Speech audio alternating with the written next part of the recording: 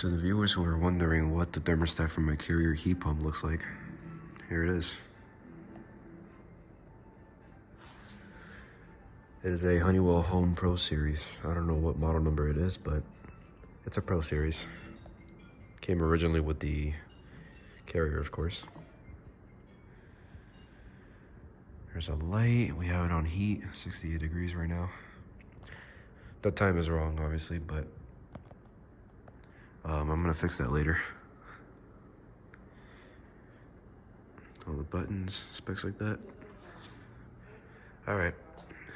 Well, that's gonna be it. Hope you guys enjoyed.